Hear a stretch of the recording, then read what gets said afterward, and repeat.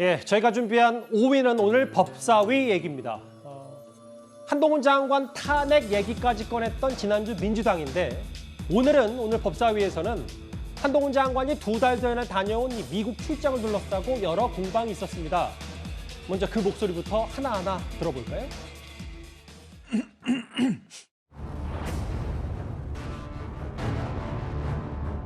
한동훈 장관의 미국 출장을 가지고 더불어민주당에서 굉장히 공세를 많이 했어요. 비용을 많이 썼다. 이런 공세가 대부분이었습니다. 바로 전임 장관의 미국, 독일 출장에 대해서 항공비, 체재비를 자료 제출 받았습니다. 이 정과는 상당히 많이 줄어들었습니다. 주로 어느 부분에서 경비를 좀 줄였습니까? 미국 지금 경제가 좀 안 좋은 상황이기 때문에 항공권을 조금 낮게 책정하도록 했고 그 수행원의 숫자를 좀 줄였습니다.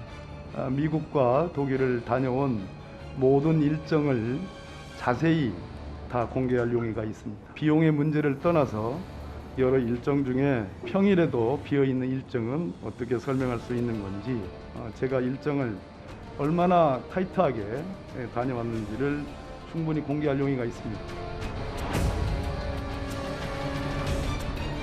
수술 받느라고 한동훈 법무부 장관 못 만나겠다라고 저렇게 미국 법무부 홈페이지에 띄워놨습니다. 자, 그런데 수술은 7월 7일이에요. 한 장관 만나기로 한 건 7월 1일입니다. 우리 한동훈 장관님 미국까지 오시게 해서 워싱턴 바로 앞에 있는데 뒤척에 있는데 약속을 취소를 했어요. 너무 큰 결례 아닙니까? 미국 법무부 장관이 한동훈 법무부 장관을 우습게 봤다. 그쪽에서도 저에게 충분히 예우를 한 회담을 했다는 것이고요. 자, 그래서 법무부 장관 못 만났으면 넘버1을 못 만났으면 넘버2라도 만나야 되는 거 아닙니까? 차관 만나지 못하셨죠. 저희가 쭉 얘기를 해봤는데 이 얘기보다 먼저 국경 얘기가 나왔어요, 이현정 의원님. 네. 그러니까 미국 출장길에 본인과 이름값 있는 당시 미국의 법무부 인사를 만나지 못했다. 이게 김의겸 의원이 제기한 국경 얘기입니까? 그렇죠. 뭐 법무부 장관이 보통 이제 카운터 파트너는 뭐 법무부 장관 가야 되는데 그때 당시에 미국 법무부 장관이 갑작스러운 수술로 인해서 당시에 만나지 못하고 왔습니다. 이제 그래서 이제 국격이 떨어진다는 이야기를 했었는데 예. 글쎄요, 이런 걸 가지고 뭐 국격이 떨어졌다 이렇게까지 우리가 확대 해석할지는 모르겠습니다. 당시에 이 한동훈 장관 같은 경우는 이 지금 출장 같은 경우는 예전부터 야당이 이 문제에 대해서 계속적으로 이제 지적을 했던 부분이고요. 특히 이제 아마 FBI 만나고 뭐 등등 여러 가지 일정들이 다 공개된 바가 있습니다. 그 비용도 다 공개된 바가 있기 때문에 너무 과도하게 지금 이 한 장관의 출장을 두고 이런 문제를 제기하는 게 아닌가 그런 생각 듭니다. 김현정 교수님은 어떻게 보세요? 왜냐하면 한 장관을 공격하는 야당이 꽤 공세적이고 전사적으로 하기 때문에 출장과 국격 얘기를 꺼냈어요. 글쎄요, 뭐 말씀하신 것처럼 꼭 이 법무장관을 만나야 출장의 목적을 다하는 것이냐 이런 얘기는 할 수가 있을 것이고요. 사실 이제 인사 검증과 관련해서 뭐 자료 조사를 하겠다라고 하는 목적으로 갔습니다만은 아마 저는 야권에서 왜 이렇게 이 부분을 관심을 가질까? 또 다른 어떤 일정이 있어서 그랬던 것은 아니냐 이런 의심을 하는 것 같아요. 근데 그 일정이 과연 뭐가 있겠는가 하는 생각을 하게 되는데요.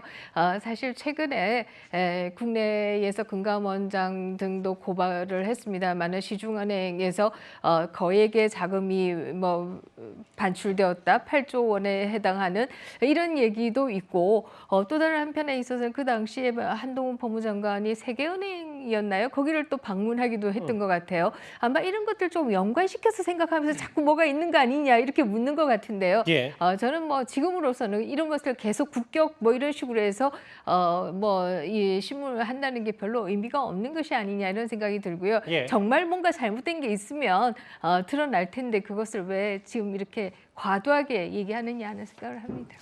당시 법무부 장관이 개인 신상 때문에 못 만났다. 그것도 뒤늦게 공개하면서 뭐 미국 쪽 개인의 사생활을 또 존중해 준 거 아니냐. 한 장관 측은 이렇게 얘기를 하고 있는데 오늘 김의겸 의원은 국경 얘기를 꺼냈고요. 김주일 대표님. 근데 사실 이 얘기의 시작은 한동훈 장관이 그 미국 출장비 얼마 썼냐 이 부분에 대해서 비공개 얘기를 하면서 야당 의원들이 이걸 캐물은 것 같은데 전임 장관 때보다 항공권을 조금 낮게 했고 수행원도 숫자를 줄였다라고 하니까 박범계 장관도 본인도 밝힐 테니까 한동훈 장관도 밝혀라 뭐 이렇게 맞서서 하고 있어요.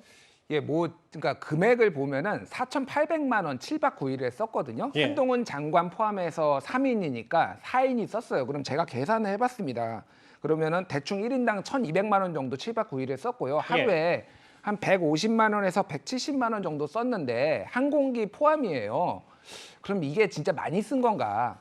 저는 굳이 이거를 그렇게 막 따져 물어야 되나라는 생각은 듭니다. 딱히 많이 쓰지는 않았다. 그러니까 뭐 퍼스트 클래스를 탔든 비즈니스를 탔든 그 가격과 그 뭐 어느 정도 장관 일행이 좀 국격이 있으면은 국격을 따져야 되면은 이제 좀 좋은 호텔에 머물러야 될 거 아닙니까? 그래서 저는 이거 자체는 돈을 많이 썼다라는 거 가지고 하는 거는 조금 야당이 부적절하다라고 뭐 야당이 적절하지 좀 않다. 지엽적인 부분을 예, 예. 두고 한동훈 장관을 지적한다 이렇게 보시죠. 예, 저는 그렇게 봅니다. 예. 다만 이제 지금 그 하승수 변호사가 정보 공개 청구를 했어요. 그러면은 세부 내역을 좀 밝혀달라.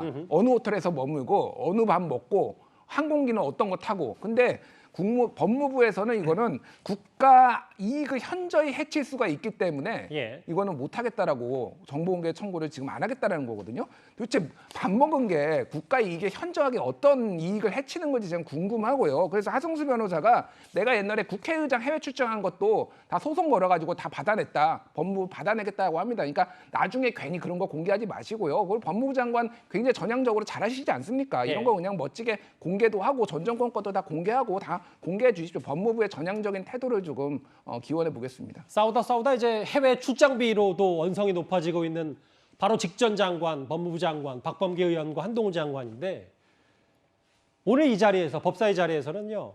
법무부 장관의 이른바 업적집에 대해서도 논쟁이 붙었습니다.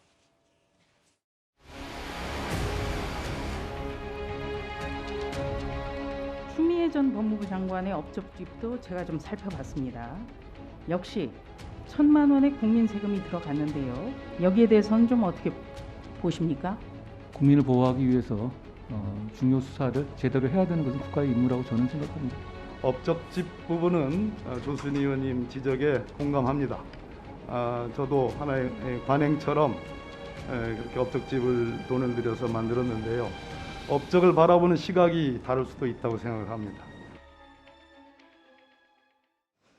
제가 선뜻 이해는 좀 안 돼서 박범계 의원의 얘기는 그러니까 업적집을 만든 것 자체 본인에 대한 얘기에 본인의 그 업적집 얘기는 돈을 들여 만들었다 관행처럼 해서 좀 부적절하다는 걸 좀 인정한 건지 아니면 업적은 또 시각이 다를 수 있다는 박범계 장관이 하고 싶은 얘기는 도대체 뭔지 이해가 잘 안 돼서요. 네. 그러니까 이제 뭐 만드는 것은 사실이기 때문에 그 자체를 부인할 수는 없는 거고. 예.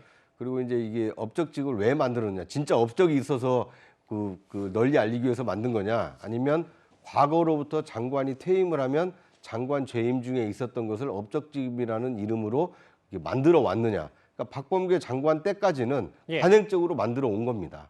그러니까 거기에 뭐 예산이 수억 원이 들어간 건 아니고요. 많이 들어가야 한 1,000만 원 정도 들어갔는데 예. 그런데 이것은 법무부라든지 어떤 국민을 위해서 만들었다기보다는 퇴임하는 장관을 기념하기 위해서 만들었기 때문에 예. 이건 이제 불필요한 예산 집행 아니냐 이제 이런 문제 제기가 있었고요. 그거에 대해서 박범계 장관도 어느 정도 이제 인정을 한 겁니다. 다만 지금은 이제 디지털 세상이기 때문에 모든 업적이 사실 온라인에서 검색 하나로도 그 일목요연하게 볼 수 있거든요.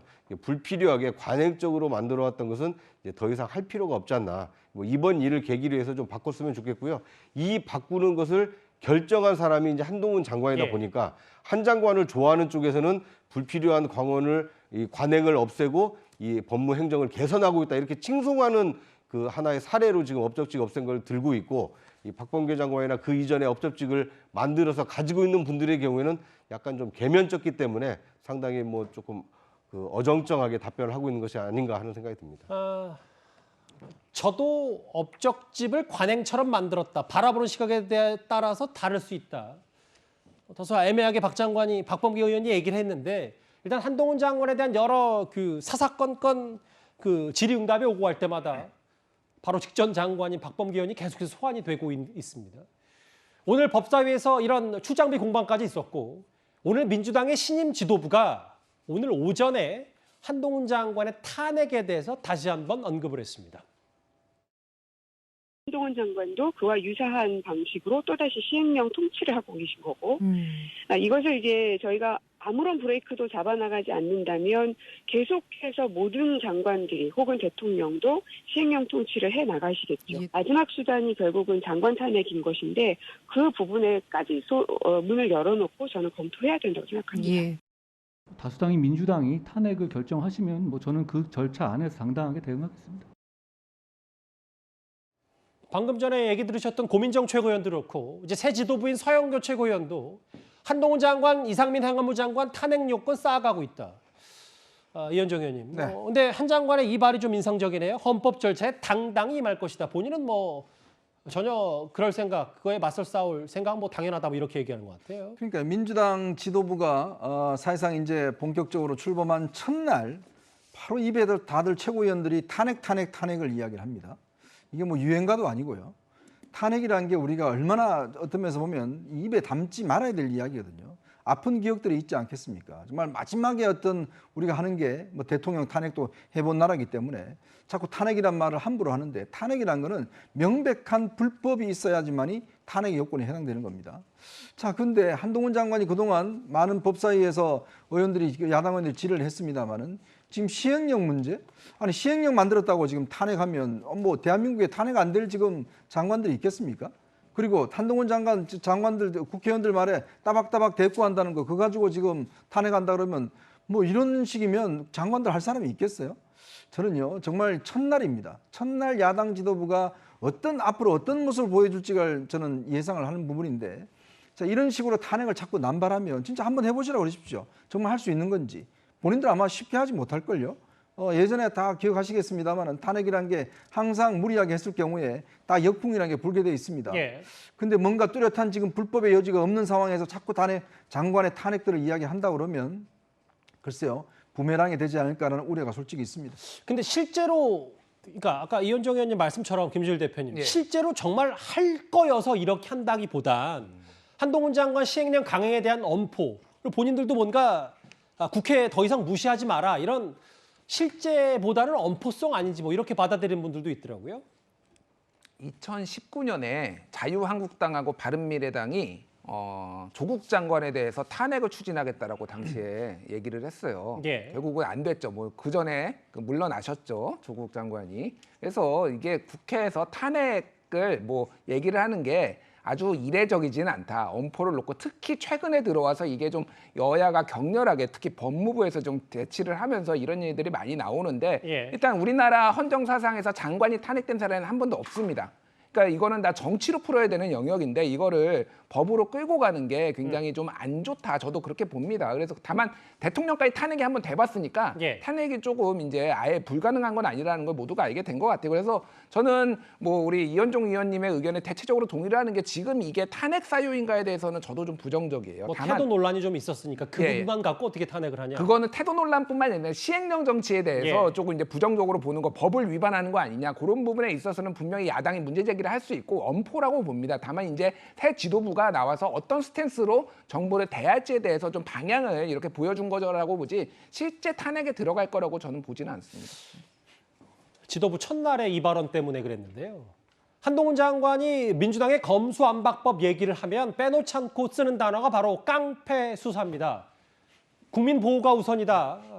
이 얘기를 먼저 했는데요. 저희가 그 발언 잠시 모아봤습니다.